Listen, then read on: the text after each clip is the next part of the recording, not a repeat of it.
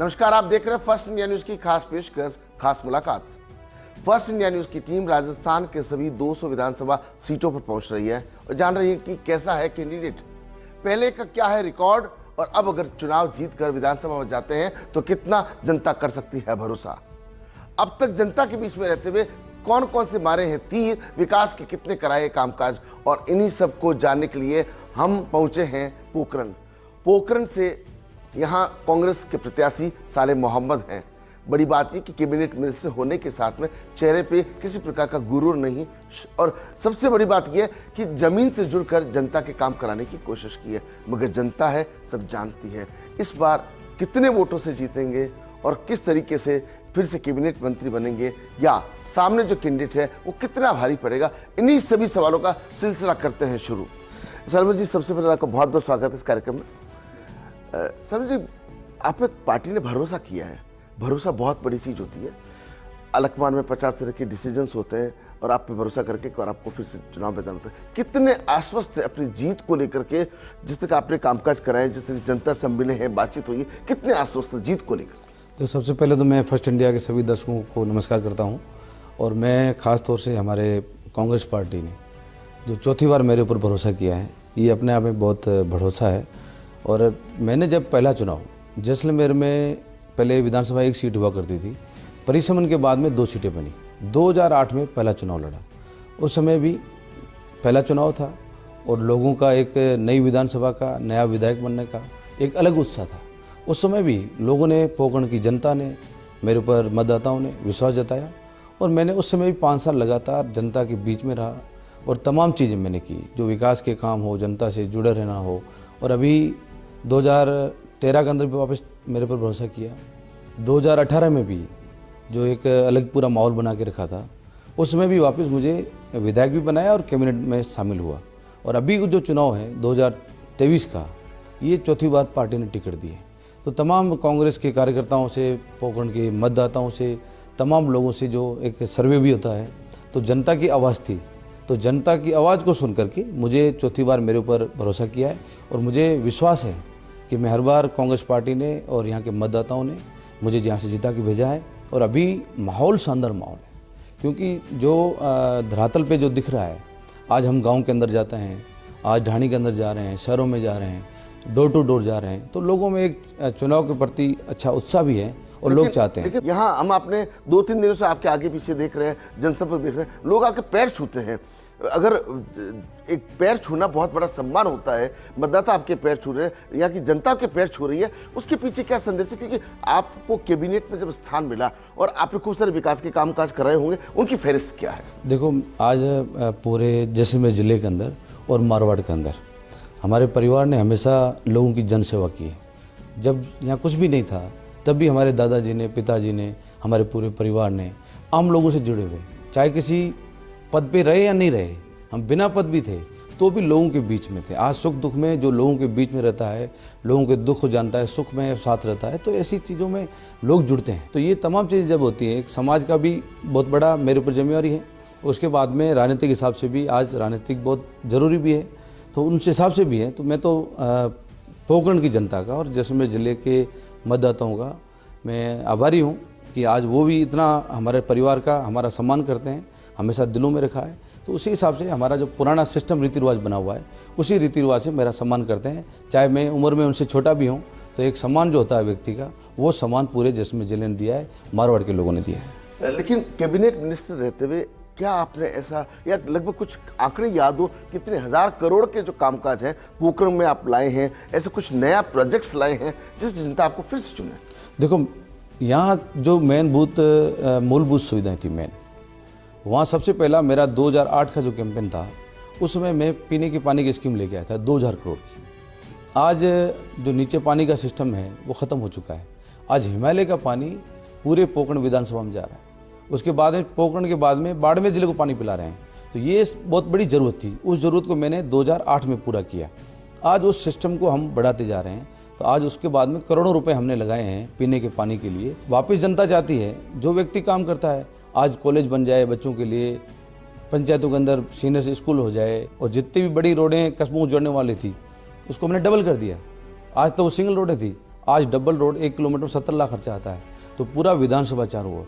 अब ऐसा कोई गांव नहीं है जहां डबल सड़क से नहीं जुड़ा हो। तो मेरा कहने का मतलब है शिक्षा में, चिकित्सा में, सड़क में, पानी में, बिजली में, हर क्षेत्र को हमने काम किया है। लेकिन अगर हम कहीं परिवार के साथ घूमने जाते हैं, पहले प्लान करते हैं कि हमको अगर कश्मीर जाना है तो बीच में क्या क्या पड़ेगा, इसी तरह एक प्लानिंग होती है, अगर जीत गए तो फिर क्या करेंगे, पाइपलाइन में क्या योजना है, किस तरह की तस्वीर अब आप बदल के रखना चाहते हैं जनता आपको जब विधानसभा में भेजेगी? बड़ी बड़ी इंस्टीट्यूट लाने की जरूरत है। आज नर्सिंग कॉलेज लाने की जरूरत है, पॉलिटेक्निक कॉलेज लाने की जरूरत है, इंजीनियरिंग कॉलेज लाने की जरूरत है। ऐसे इंस्टीट्यूट बड़े बड़े आने की जरूरत है कि पोखरण भी जो जिला स्तर की जो चीज़ें होती हैं वो विधानसभा में भी होनी चाहिए, ताकि हमारा जिला जो है बहुत लंबा चौड़ा है। आज ऑस्ट्रेलिया कंट्री के बराबर जश्न में जिला है।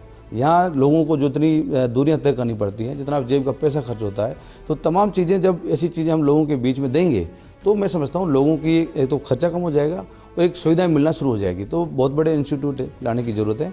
और मैं समझता हूँ जो आज तक हमने काम किए हैं उसके बाद में जो मतदाताओं में हम घूमते हैं, लोगों की डिमांड्स आती है, उसमें हम देखते हैं कि भाई ये डिमांड्स बहुत बड़ी है, या किसी तहसील खोलनी है, कहीं उपखंड खोलना है, या बड़े कॉलेज की कहीं ज़रूरत है।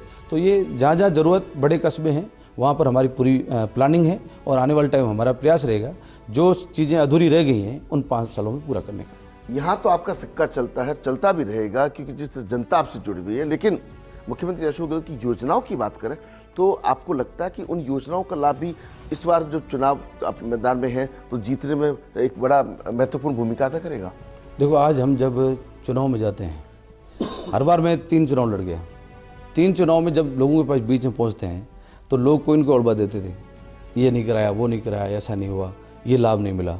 आज जब हम गांव के अंदर जा रहे हैं, लोगों के मतदाताओं से मिल रहे हैं, तो लोगों में एक खुशी होती है, उत्साह होता है, विरोध नहीं होता है। लोग पलक पावड़े बिछा रहे हैं कि देखो अशोक गहलोत की अच्छी योजनाएं हैं, अशोक गहलोत साहब ने ये जो काम किया है, ये काम हमारे बच्चों के लिए, महिलाओं के लिए, बुजुर्गों के लिए अच्छा है। लेकिन ये चक्कर क्या है, गहलोत जी से क्या, अशोक गहलोत से आपका सबसे ज़्यादा भरोसेमंद रिश्ता है। 200 जो विधायक हैं, उन 200 विधायकों में सबसे ज़्यादा निकटता कहें, अपनापन कहें, आप उनको एक रिक्वेस्ट करते हो, आप एक स्लिप ले देते हो, फ़ोन पे व्हाट्सएप पे मैसेज कर देते हो और वो कामकाज होता है। क्या चक्कर क्या है? देखो, मैं अशोक गहलोत साहब से मैं उनका सम्मान करता हूँ।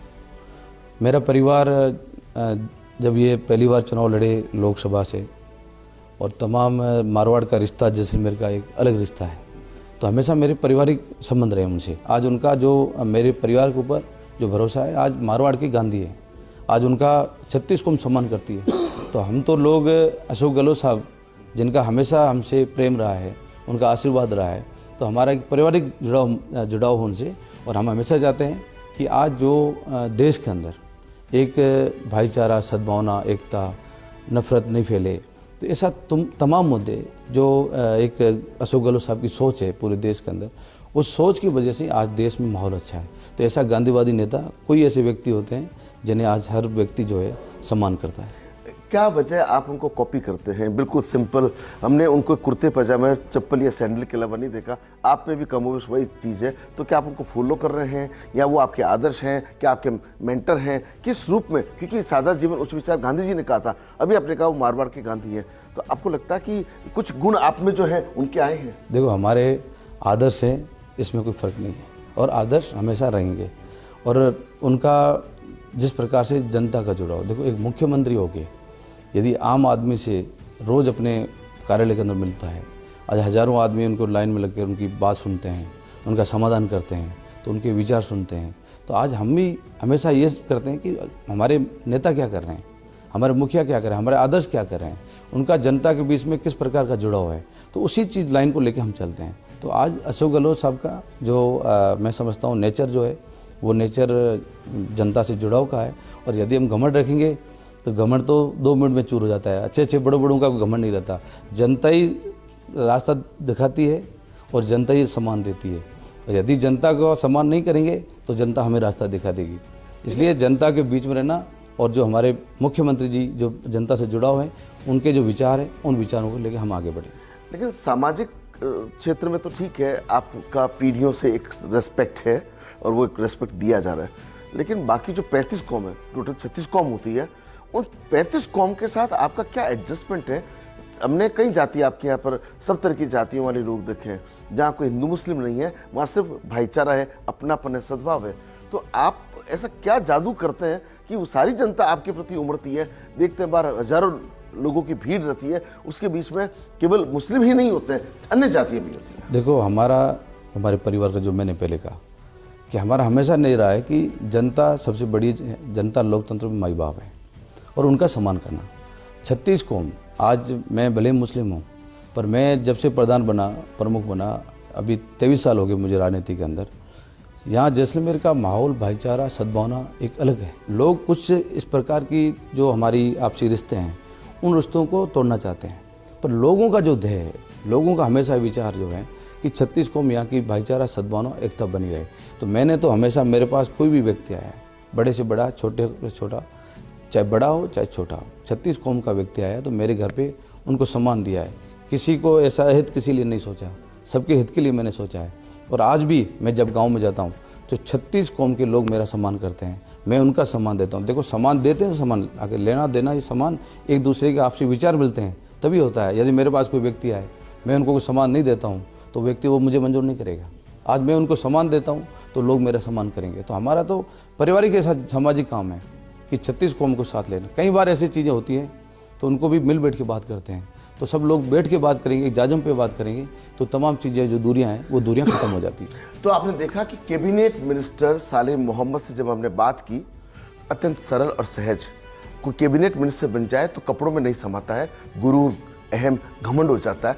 मगर पोखरण की धरती से जुड़े कैबिनेट मंत्री सालेह मोहम्मद सामाजिक तौर पर जिस बड़े पद और पदवी पर विराजते हैं उसके बाद चेहरे पे घमंड नहीं है, गुरूर नहीं है। जनता जुड़ती है, केवल सामाजिक नहीं, दूसरे समाज की भी जनता। लेकिन कुछ ऐसे राज हैं, कुछ ऐसे रहस्य हैं। आखिर कौन है सालेह मोहम्मद के राजनीतिक आका? आखिर कैसे जीतते हैं हर बार का चुनाव? आखिर कैसे पोखरण के साथ साथ जैसलमेर के अलावा मारवाड़ की कई सीटों पर है दबदबा? ब्रेक के बाद आपको बताएंगे कुछ ऐसे ही रहस्य और जो उनका राज है उसका फाश करेंगे। लेकिन ये नैया कैसे पार होगी, क्योंकि इस बार का जो चुनाव है वो बहुत ही अलग तरह का चुनाव है। एक तरह से युद्ध का मैदान सा बना हुआ है। देखना ये होगा कि नैया पार कैसे लगेगी। आप देखते रहिए फर्स्ट इंडिया न्यूज की खास पेशकश, खास मुलाकात।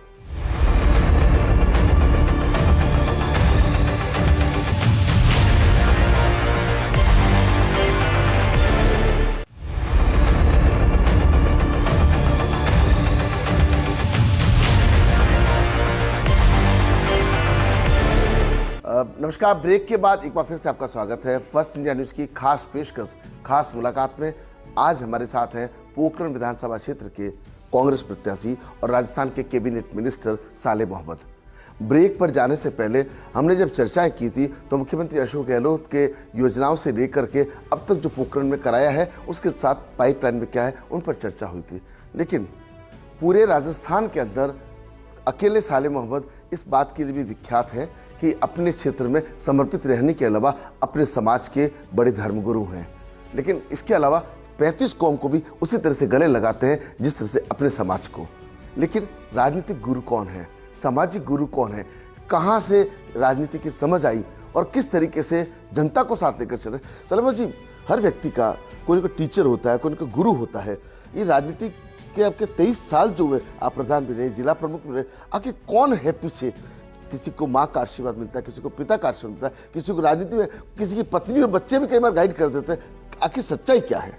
देखो, जब मैं पहली बार राजनीति में आया 2000 के अंदर मेरी उम्र हो गई, उसमें पहला चुनाव लड़ने की 21 वर्ष की या 22 वर्ष थे मैं 2000 में। तो उस समय मुझे पता नहीं था मैं पंचायत समिति का प्रधान बनूंगा, क्योंकि मेरे चाचा उसी समय भी जिला प्रमुख बन रहे थे। तो दोनों परिवार में एक जिला प्रमुख और प्रधान, ये अभी सोचा नहीं था। जिला प्रमुख तो हमारा तय था पार्टी की तरफ से, और जब प्रधान की बारी आई तो मेरे पिताजी तो सामाजिक कार्यों में 36 कौम की सेवा की है, उनका तो सम्मान सब रखते ही हैं, तो उनके रास्ते पे तो आज भी हम चल रहे हैं। पर उसमें जब मेरी शुरुआत की थी तो पिताजी का हाथ पकड़ के गोविंददास जी कल्ला जो हमारे विधायक थे, उन्होंने कहा कि मैं इनको प्रधान बनाऊंगा। तो वो उस समय विधायक थे पहले, तो उनके कारण ही मुझे पहली बार पंचायत समिति का प्रधान बना। प्रधान बनने के बाद में 5 साल मैंने सेवा की, उसके बाद में मैं जिला प्रमुख बना। देखो, तो कल्ला जी वो भी एक गांधीवादी विचारक थे और गहलोत साहब से उनका एक अच्छा जुड़ाव था, और गहलोत साहब हमेशा आते थे तो उनसे संपर्क रहते थे। और जैसलमेर जिले के बारे में, मारवाड़ के बारे में तमाम उनसे राय लेते थे। तो ये सुलझे हुए व्यक्ति थे, अलग विचार के थे। उन्होंने वो आज़ादी का ज़माना देखा था, संघर्ष किया था उस समय ताकतों से। तो उनके साथ मेरा लगातार विधायक के कार्यकाल में 5 साल में उनसे जुड़ा है। तो उसके बाद में सीएम साहब से जब से मेरे पिताजी और हम उनके संपर्क में आए, तो पार्टी हाईकमान सबसे बड़ा होता है। तो पार्टी हाईकमान, गांधी परिवार, आज हमारे अशोक गहलोत साहब और तमाम हमारे लोकल नेता, इन सभी ने मिलकर के मुझे एक पौधा लगाया और आज मैं पूरे पोखरण के अंदर, मारवाड़ के अंदर और राजस्थान के अंदर आज आम आदमी की सेवा कर रहा हूँ। एक जनसेवक के रूप में मुझे सेवा का मौका दिया। लेकिन कैबिनेट मिनिस्टर बनने के बाद में आपको डिपार्टमेंट मिला क्या? अल्पसंख्यक विभाग, आपके समाज का विभाग या अल्पसंख्यक कुछ और मान लीजिए। फिर क्या मिला? जन अभाव अभियोग। तो कैबिनेट मंत्री बनता तो सुनता है कि पता नहीं खूब सारे दंड फंद हो जाते हैं, खूब हाथी घोड़े और बहुत लाभ लश्कर हो जाता है। क्या अब सुना है कि बस आप तो बस ठीक है मंत्री हैं दबदबे के लिए? देखो मेरी बात सुनो, ये लोगों की सोच होती है कि मेरे पास कौन सा विभाग है, विभाग में क्या है। आदमी की सोच होनी चाहिए, विभाग छोटा हो चाहे बड़ा हो, आप उसमें पूरे राजस्थान में किस प्रकार की सेवा कर रहे हो। विभाग से कुछ नहीं होता है, आपकी सोच क्या है। आप आम आदमी, गरीब आदमी, राजस्थान की जनता के लिए क्या सोचा है। देखो मैंने जब से विभाग देखा, मेरे पास जन विभाग भी रहा, अब माइनॉरिटी विभाग भी रहा, उपनिवेशन भी रहा और सीएडी विभाग बाद में दिया। कॉलेजाइजेशन यहाँ का बहुत बड़ा एरिया था। सीएडी जो पूरा कोटा चंबल का सिस्टम को चलाता है वो भी मेरे पास था। ज़्यादातर लोगों को पता नहीं होता है कि मेरे पास विभाग क्या क्या है, क्योंकि आज हर मंत्री के पास 4-4 विभाग है। फिर भी मेरी सोच थी कि मेरे पास विभाग कोई भी हो, पर आज मेरे पास कोई व्यक्ति आता है, उनकी जो सेवा कर सकता हूँ, उनके लिए काम जो कर सकता हूँ, वो मैंने काम किया। और विभाग मेरा 2009 में बना, देश के अंदर जब यूपीए की सरकार थी, मेरे पास विभाग था तब ये 200 करोड़ विभाग था। आज वही विभाग मैंने 2200 करोड़ का कर दिया। आज नवोदय विद्यालय की तरफ पर मैंने आवासीय विद्यालय बना दिए। आज तमाम क्षेत्रों में जो हॉस्टल्स बनाए हैं, आज जो माइनॉरिटी के लोगों को, माइनॉरिटी में सिर्फ मुस्लिम नहीं आते हैं, माइनॉरिटी में सिख भी आता है, ईसाई भी आता है, जैन भी आता है, पारसी भी आता है, बौद्ध भी आता है। तो मैंने तमाम जो हमारे विभाग की जो योजनाएं थी, उन योजनाओं को इस प्रकार से जोड़ा कि जो सभी जो माइनॉरिटीज़ के लोग हैं उन सबको फ़ायदा मिले। और आज 2200 करोड़ का विभाग बनाना, ये भी अपने आप में बहुत बड़ी बात होती है। लेकिन अब एक बड़ा राजनीतिक जो द्वंद्व चल रहा है, 1 साल से भारतीय जनता पार्टी पूरा कुनबा लगा हुआ है। शीर्ष नेतृत्व, प्रधानमंत्री, गृह मंत्री, सारे केंद्रीय मंत्री, तमाम लोग लगे हुए हैं 1 साल से इस चुनाव को जीतने के लिए। क्या लगता है, क्या वाकई अशोक गहलोत सरकार से या कांग्रेस से बीजेपी इतनी अधिक डर गई है कि 1 साल पहले से तैयारी शुरू कर दी? देखो पूरे देश के अंदर राजस्थान का चुनाव बहुत बड़ा चुनाव है और बीजेपी को डर लग रहा है तो सिर्फ राजस्थान से लग रहा है, क्योंकि राजस्थान में जो मुख्यमंत्री जी ने काम किया है, आज इनकी जन आक्रोश यात्रा निकली। जब जन आक्रोश यात्रा निकली तो मैंने देखा पब्लिक का ही नहीं थी, जनता में आक्रोश का ही नहीं था, सिर्फ आक्रोश था तो नेताओं में था, बीजेपी के नेताओं में, वो भी किसका, सत्ता का लोग। फिर इनकी परिवर्तन यात्रा निकली, चारों दिशाओं से यात्रा निकली। आज इनके जितने भी केंद्रीय मंत्री थे वो सब, तमाम केंद्रीय मंत्री हर जगह 3-3, 4-4 केंद्रीय मंत्री गए और वहाँ यात्रा में कितने लोग, 10,000, 6,000, 4,000। आज इतना लश्कर निकला हो और जनता उसके बीच में नहीं हो तो उसको समझ नहीं आता, तो डर नहीं लगेगा क्या। प्रधानमंत्री की रैली हमने देखी, वहाँ जनता में क्या था, उनको खुद को कहना पड़ा कि अशोक गहलोत की योजनाएं अच्छी है, इन योजनाओं को मैं बंद नहीं करूँगा। तो ये डर नहीं तो क्या है। आज जो धरातल पे अशोक गहलोत के जो काम बोल रहे हैं, उन कामों से डर लग रहा है। हमारा मुद्दा एक ही है कि हम विकास विकास विकास। इसीलिए पोखरण की जनता से हमारी भी बातचीत हुई तो उन्होंने कहा कि यहाँ जो चुनाव है कांग्रेस सरकार की योजनाओं बनाम हिंदुत्व को लेकर के, क्या कहेंगे आप? देखो यहाँ 36 कौम साथ चलती है। पिछली बार भी इन्होंने प्रयास किया, यहाँ कोई हिंदू मुस्लिम नहीं हुआ। अब तो मुस्लिम भी कांग्रेस बीजेपी दोनों में है। देखो मैं आज कांग्रेस पार्टी का प्रत्याशी हूँ, आज कांग्रेस पार्टी मेरे पीछे खड़ी है तो साले मोहम्मद है। आज अशोक गहलोत की विकास की चीज़ें देख रहे हैं लोग, इन बातों से थक गए। अब ये सुन के थक गए, कभी मस्जिद, कभी मंदिर, कभी वो, कभी ये धर्म मजहब। अब जात पात लोगों ने भूल दिए हैं। अब लोग एक ही उनका ध्येय है कि हमारे बच्चों के लिए क्या हो रहा है, हमारे लिए सरकार क्या सोच रही है। आज धरातल में अशोक गहलोत की योजनाएं बोल रही है और अभी जो 10 गारंटी के बाद में अभी जो 7 गारंटियाँ दी हैं, उस 7 गारंटियों में लोगों में उत्साह है। आज कोई इनकी सोच बताओ कि ये सरकार बनाना चाहते हैं तो आम आदमी के लिए क्या करेंगे, महिलाओं के लिए क्या करेंगे, गरीब के लिए क्या करेंगे। आज इनकी कोई सोच नहीं है। आज गायों में पैसा किसने दिया। आज नंदी गौशाला 12 महीने अनुदान मिल रहा है, गौशालाओं में 9 महीने अनुदान मिल रहा है। दूध में किसान पशुपालक को 5 रुपये की सब्सिडी मिल रही है। अब तो सरकार ये भी कह रही है कि हम 2 रुपये किलो गोबर भी खरीदेंगे और पशुओं को बचाएंगे। तो ये हमारी सोच है। लेकिन सर ये राहुल गांधी कह चुके, प्रियंका गांधी कह चुकी, रंधावा कह चुके, मुख्यमंत्री अशोक गहलोत चुके, सरकार रिपीट हो रही है। घर का आदमी जो होता है ना वो अच्छे से जानता है, आप घर के आदमी हो और घर का आदमी सच्चाई बता सकता है क्या वाकई सरकार रिपीट हो रही है? 100% हो रही है। जो अशोक गहलोत साहब जो बयान देते हैं वो बयान ऐसे नहीं देते हैं। वो सर्वे के आधार पर जनता में जब जाते हैं, जनता के बीच में रहते हैं, जनता की आवाज़ को सुनकर रहते हैं।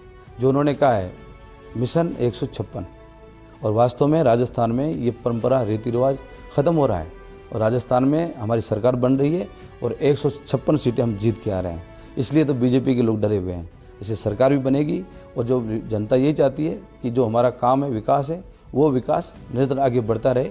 इसलिए जो हम जनता की आवाज़ जो है वो आवाज़ सुन के ही बात करें कि रिपीट होगी सरकार और ये परंपरा रीति रिवाज खत्म होगा। आपके पास ऐसी कौन सी चाबी है कि हर बार के चुनाव में मारवाड़ की कई सीटें जो है वो आपकी वजह से प्रभावित होती है? कई बार आप संजीवनी बूटी बनते हैं, कई बार आप सरकार के संकट मोचक बनते हैं, खूब सारी सीटें आपने इशारा कर दिया वो सीट जीत जाते हैं। इसलिए आपकी तो जीत जो क्षेत्र के लोग सुनिश्चित मान रहे हैं, पर ऐसा क्या जादू क्या है, किस तरीके से आपकी बात एक आवाज़ में मान लेते लोग? देखो, आज हमारा सिंधी मुस्लिम समाज आज बीकानेर संभाग में भी है, जोधपुर संभाग में भी है।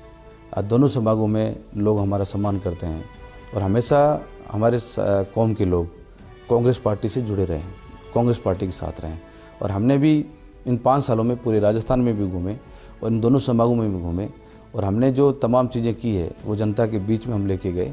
और आज मैं देख रहा हूँ कि जो हर सीट के अंदर जो सिंधी मुस्लिम समाज के लोग हैं आज कांग्रेस पार्टी से जुड़े हुए साथ घूम रहे हैं। और उसी वजह से हम मारवाड़ में और बीकानेर संभाग में तमाम जो हमारे समाज के लोग हैं और 36 कौम के जो मैंने अभी राजस्थान के अंदर काम किया है, जो उनका जुड़ाव रहा है, उस जुड़ाव की वजह से लोगों का एक सम्मान रहा है मेरे प्रति, मेरे परिवार के प्रति। तो उसी वजह से आज मैं समझता हूँ कि लोग हर जगह हमारा सम्मान करते हैं। लेकिन सर आपने 23 साल के अनुभव में क्या नोटिस किया कि चुनाव तो विधानसभा का हो, स्टेट का हो, और योजनाएं केंद्र की गिनाई जा रही हो, जो भारतीय जनता पार्टी 9 साल की प्रधानमंत्री नरेंद्र मोदी के नेतृत्व में क्या क्या फैसले लिए गए उनके आधार पर चुनाव मैदान में, उनके उसको मुद्दा नहीं है। और इधर आप जब लड़ रहे हैं तो आपके विकास का एक मुद्दा है कि हमने ये किया, हम ये करना चाहते हैं। आपको लगता है जनता समझदार है, बेवकूफ़ बनने वाली नहीं है? लोग पूछते हैं कि आपने कहा था अच्छे दिन लेके आएंगे, आज देश में आप नौकरियां नहीं दे रहे हो, किसान अन्नदाता है वो परेशान हो रहा है, आपके जितने वादे थे आपकी कथनी और करने में फ़र्क आ रहा है, आपके घोषणा पत्र में जो आपने चीज़ें की थी वो आप चीज़ कर नहीं रहे हो। तो ये तमाम चीज़ें लोग वहाँ पूछ रहे हैं इनसे भी। और हम अपने जो काम है, हमारे घोषणा पत्र का वादा हम बता रहे हैं कि हमारे घोषणा पत्र में 502 वादे थे, आज 95% वादे हमने पूरे कर दिए। आज तमाम काम धरातल पे उतर रहे थे, ये दुष्प्रचार कर रहे थे, आप इतनी बड़ी घोषणाएँ कर रहे हो, धरातल पे कैसे आएगी? आपने देखा है मुख्यमंत्री अशोक गहलोत ने एक एक विभाग को मॉनिटर किया और एक एक विभाग की घोषणाओं को धरातल पे उतारा। तो वो क्रेज जो है वो चीज़ें दिख रही है। इसलिए लोग समझ गए हैं कि ये जो केंद्र की सरकार जो लोगों को एक बड़े बड़े सपने दिखा करके जो वादे किए थे वो ये वादा सिर्फ पूरा कभी नहीं करते। सिर्फ उद्योगपति जो बड़े लोग हैं उनको साथ लेके चलते हैं, उनको गरीब किसान मजदूर महिला किसी की परवाह नहीं। चलते चलते एक आखिरी सवाल है, आपकी कमजोरी क्या है और आपकी ताकत क्या है जिसके आधार पर जनता आपको वोट दे? देखो, मेरी ताकत कहो, मेरी कमजोरी कहो, पोखरण की जनता है। जनता सम्मान देने वाली है और मैं कहता हूँ जनता ने सम्मान दिया है। और जिस प्रकार से मैं एक सेवक के रूप में, एक बेटे के रूप में, युवाओं के साथी के रूप में उनके साथ जो मेरा जुड़ाव है वो जुड़ाव आज पूरे विधानसभा के अंदर है, पूरे ज़िले के अंदर है। और यही जनता का सम्मान चाहता हूँ। जनता इसी प्रकार मेरे ऊपर, मेरे परिवार के ऊपर सम्मान बनाए रखे। तो आप देख सकते हैं कि राजस्थान के मुख्यमंत्री अशोक गहलोत भी कहते हैं जनता माई बाप होती है और जो जनप्रतिनिधि चुने जाते हैं वो ट्रस्टी होते हैं। बहुत ही साफ साफ शब्दों में कैबिनेट मिनिस्टर और कांग्रेस के पोखरण प्रत्याशी साले मोहम्मद ने स्पष्ट किया है कि जनता ही माई बाप है, जनता ही उनकी ताकत है, जनता उनकी कमजोरी है। जनता के प्रति 23 साल उन्होंने दिए, उससे पहले उनके परिवार के लोगों ने दिए हैं और 36 कौम उनके साथ हैं, इसलिए अपनी जीत के प्रति आश्वस्त है। साथ ही यह भी साफ कर दिया कि पोखरण की तस्वीर कैसी होगी, जो अन्य शहरों की तरह पोखरण की तस्वीर होने वाली है। और जिस तरीके भारतीय जनता पार्टी पर खुल करके हमला बोला है कि उनके पास सिर्फ कागजों में योजना है, धरातल पर कुछ भी नहीं है। 9 साल की केंद्र सरकार की जो योजनाएं हैं उनके आधार पर चुनाव लड़ना बेईमानी है, क्योंकि राजस्थान के जो मुद्दे होते हैं जनता उन पर विश्वास करती है, लेकिन जनता है सब जानती है। इस एपिसोड में हमको दीजिए यहीं पर इजाजत। अगले एपिसोड में किसी अन्य प्रत्याशी के साथ में फिर करेंगे सवालों पर चर्चाएं और उनके लेंगे जवाब। नमस्कार।